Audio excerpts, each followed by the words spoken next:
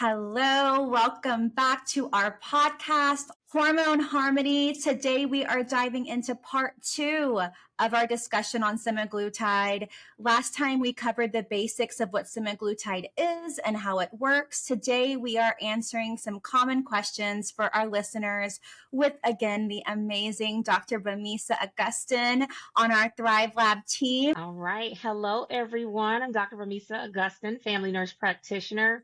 I'm director of clinicians at Thrivelab. It is good to see everyone. Brittany, my sister from another mister, missed you. It's exciting to do this again. Let's start with a quick recap. So, Brittany, what is semaglutide and how does it work? Right. So let's start off with the basics. So it is an injectable, and I say injectable, patients, what the heck? How big? How often? It is a very small insulin-sized needle. I have an example here. And so this is kind of what the size of the needle looks like. Think of an insulin syringe. You will be injecting this subcutaneous, which means the fatty part of the body, once a week. And so the beautiful things of it is it regulates blood sugar and suppresses appetite. And so when that happens, you are slowing down the digestive process. And so we have found great outcomes for patients with any sort of baseline comorbidities or goals for weight loss. So Thrivelab now is offering all patients, regardless if you are a hormone patient or not, we are wanting to assist you with that start of your plan. It is $175 a month. Now, after you are injecting, what happens is your body can kind of get sluggish and used to that dose. We have to keep the body guessing, right? So we'll start titrating that dosing, increasing the dose as time goes on. So baseline starting 175, when you hit that maintenance dose or titration dose, it can be 175 to 250. It's really depending on the dose that you start on, continue on, and then want to be maintained on. So there is like a 3-week protocol. And so with that being said, as time goes on, it does get better with outcomes with weight loss. But we have really found when you're balancing hormones and you add in semaglutide, the benefits are exceptional. So it is something now that is on our platform for all patients, which is super exciting. So even before we delve into some of the Q&A from some of our patients, I actually have a few that literally in the beginning stages of using semaglutide, they lost 10 to 15 pounds and in a healthy way. So it's an amazing GLP-1 to use for weight loss, especially for the ones that do qualify for it. Absolutely. Absolutely. And, there's been so many questions, right, Dr. B, about is this going to help with my hormone diagnosis? Can I take this with other medications? Like so many questions. And what a great way to, again, be on here part 2 with you and review them. So the one thing that's really come to me that I've heard, which is interesting, does semaglutide increase pregnancy rates? Okay. While there's no direct evidence that semaglutide increases pregnancy rates, managing weight and blood sugar levels can often improve the overall reproductive health, which might be directly or indirectly help with fertility. You mentioned reproductive health. I can't help but think of PCOS, right? Polycystic ovarian syndrome, where these patients have insulin resistance. These patients have concerns with fertility. These patients are already finding that they're having issues with just hormones in general. So would semaglutide help them with PCOS or is there a correlation? So actually, yes, semaglutide can be beneficial for women with PCOS by aiding in weight loss and improving insulin sensitivities, which is crucial to managing PCOS symptoms. Yeah, I have found some patients of mine with PCOS are curious about semaglutide, just kind of getting weight loss going, especially because it's always been an issue for so long. And, with that effects of high testosterone, it can really cause some stubborn weight. So I love that. Now, what about the kidneys? Because I know, we want to, with our platform, get labs in the future, kind of look at everything as a whole because we're functional health. We want to take care of you from head to toe. So we will have labs, and kidney function is something we do look at. So does semaglutide affect kidneys? I know I've been asked that. I'm sure you have too. Oh, I have. And it does not have a known negative impact on kidney function at all. Okay. However, patients with like a pre-existing kidney condition, they should consult with their healthcare provider before starting any medications. Absolutely. Yeah, because there's so many different indications that could happen with other medications. But what I love about the semaglutide is it's already like something our body produces. It's just some of us don't produce as much as others. So we're just kind of fueling the system, kind of like how we do with hormone therapy, which is fascinating. I mean, there's still so much research being shown on this medication. But what I have found is some patients who are on it and they work out, they're worried about, okay, am I going to like start losing muscle mass? I'm here to like get muscle definition and stamina and be strong in the gym. I mean, is this medicine just going to completely plummet my muscle gains that I want to be having in the future? I mean, what are your thoughts on that? Okay, so that's a famous question too about, muscle wasting. So there's no significant evidence that suggests that semaglutide can cause muscle loss. Okay. You need to maintain a balanced diet and incorporating strength like training exercises that it can help prevent muscle wasting. I find too, when we're not fueling our muscles with calories, our muscles aren't going to keep growing. They're like a little plant. We have to keep watering them and feeding them and making sure they're well maintained. If you don't, like my plants, it won't grow. So you just need those calories to fuel the muscles. So I love that. And another thing too, if we're not affecting our muscles, like what about our hair? Have you had any kind of feedback on that or research stating otherwise that it can cause hair loss?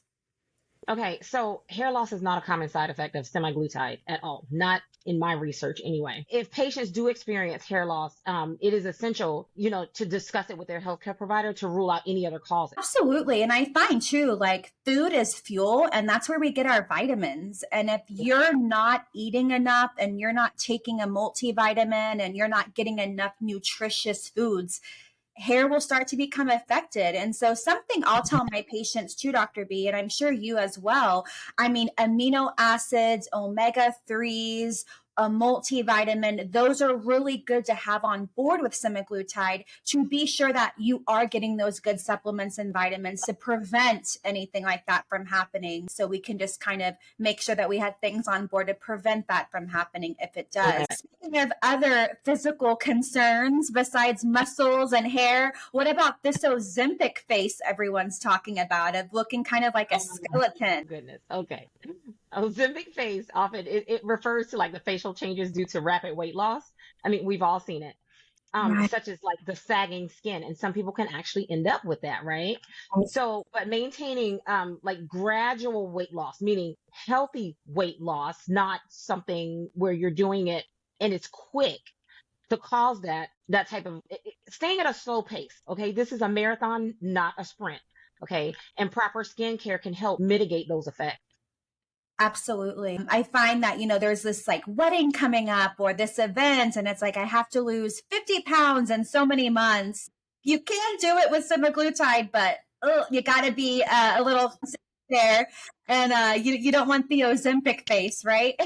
Speaking of that, because there's this craze on semaglutide and I want to be on it. Everyone wants to be on it because I mean, it does have a lot of great benefits, but what about long term? I mean, is there any sort of concerns on staying for it for over 6 months or whatever that time frame looks Well, the long-term effects are actually still being studied, but it has been shown that basically semaglutide is safe and effective for like extended use while managing weight and blood sugar. I know too, like the goal is this is more of an assistance for patients. I mean, we want them to eventually get off of it because we want to get them to the goals and kind of make those lifestyle changes. So when a patient gets off of it and they start to regain it, what happens if a patient starts regaining the weight after stopping? I mean, what are your recommendations? Mhm.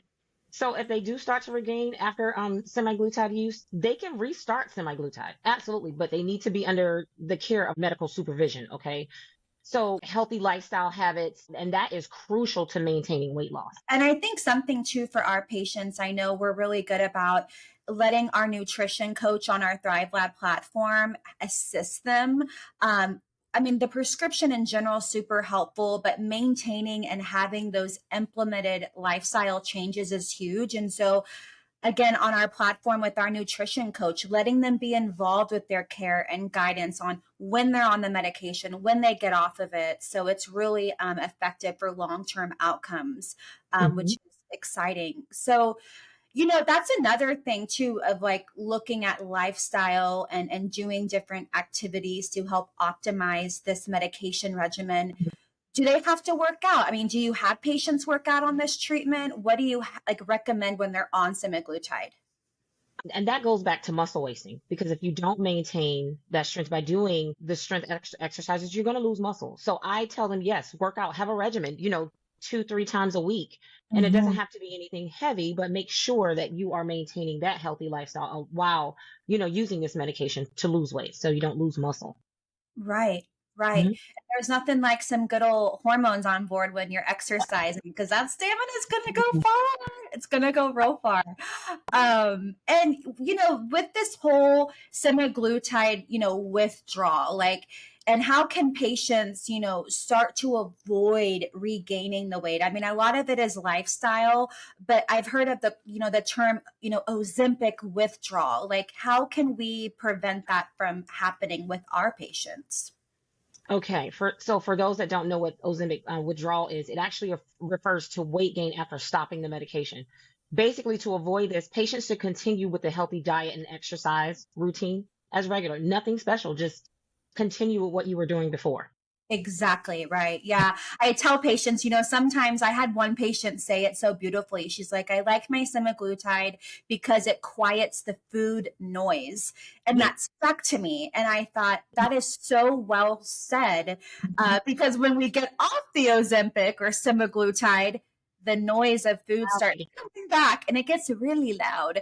But we have to stay on that path of those great outcomes and lifestyle choices that we made. So that would be the biggest takeaway, is definitely continuing what you were doing when you were on the injection, to, like you said, healthy diet, good exercise routine. So, you know, with that being said, what about patients who are taking it who don't need it? I mean, are there people that are like abusing the fact that this is offered and not really needing to be on it? And if so, like, who is that? Okay. So unfortunately, yes, there are. And oftentimes it's more for vanity. It's not for the health of losing weight and having a better quality of life. We are more than happy to help you, but let's safely do it. Because at the end of the day, we're advocating for you, right? Like, we want to have your back and be a partner with you and make sure that we're having your best interest. So yeah, to avoid any unnecessary risks, we want to be sure that you are on it by a provider that is a prescriber, and not kind of getting it under the table anywhere else. Yeah, I mean, that really kind of covers a lot of questions that comes to mind, with my patients, and I'm sure some of yours. Do you have any kind of questions that you've had of, or any final thoughts that can wrap up our Q&A session? No final questions, but I can say the success my patients are having that started at a higher BMI it's a great percentage. Okay. I don't have many that aren't doing very well. There are some that are having some of the gastric issues, but we address those. So Right. staying under the care of your healthcare professional while on this medication it is essential because of those types of risks. Right. And another thing that comes to mind too is the big glutarol craze that we offer our patients on Thrivelab, the liver detoxification, heavy metals, the cleanse of the system. I tell patients this is the holy grail. I mean, full disclosure, Dr. B is my provider and she has gotten me some glutarol. It does all the things, skin, all of it. And so our patients that are on semaglutide, it's very beneficial to be on the glutarol, because when you're having nausea and this GI issue, the subcutaneous cells has toxins and your body's leaking that. And so something that is so phenomenal is to have glutaril on board while you're on the treatment. I tell patients at least 90 days, because you using that treatment is going to rid a lot of those side effects of the toxicity from, kind of having this weight loss. And so that's something I've implemented, or Thrivelab has implemented for their patients, with really having the GI side effects and symptoms. But other than that, I just find that that's a good added on addition to patients. But I agree with you. Semaglutide is helping a lot of patients, and we think of comorbidities and outcomes. It's beautiful to not only hormonally help them, but also to physically with their confidence even further, which, I mean, my goodness, talk about taken on life, right? So it's so beautiful to see. But I would have to say, if there's any more questions, or if you want to start your journey with semaglutide, head to thrivelab.com and begin your journey with us. We have lots of great providers throughout the US, and be more than happy to assist you and help you. And Dr. B, as always, my sister from another mister, that is not even closer to the truth. Oh my gosh, this is a great part 2, and I look forward to any future questions to review with you in the future. Absolutely. Thank you, Brittany. Go Thrive Lab.